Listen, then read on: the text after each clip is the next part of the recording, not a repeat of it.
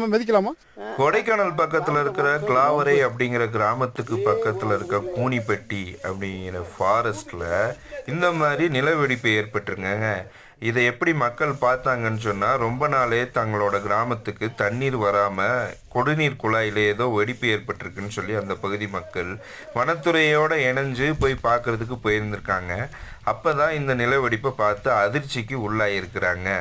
இது கேரளா பக்கத்தில் இருக்கிற வயநாடு கிராமத்துலேயும் இதே மாதிரி ஆகி தான் அந்த நிலச்சரிவு ஏற்பட்டுருச்சுன்னு சொல்லி மக்கள் பீதியில் இருந்திருக்கிறாங்க அப்படின்னு சொல்லிக்கிறாங்க. அதில் பாருங்கள், அதில் நிலவெடிப்பு ஏற்பட்டு அந்த தண்ணீர் அதில் போய்கிட்டு இருக்கு. வனத்துறையினரும் இதை பற்றி ஆராய்ஞ்சிக்கிட்டு இருக்கிறாங்க. ஆராய்ஞ்சி இதோட ரிப்போர்ட் வந்ததுக்கு பின்னாடி தான் அவங்களுக்கு தெரியும்னு சொல்லியிருக்கிறாங்க. ஏதோ ஒன்று கடவுள் மக்களை ஊருக்கு பக்கத்தில் இதை ஏற்படுத்தாமல் வனத்துக்குள்ளே ஏற்படுத்தி மக்களை காப்பாற்றிருக்காரு. இது மேலும் மேலும் வந்துருமோன்னு சொல்லி பயத்தில் உறைஞ்சிருக்காங்க அந்த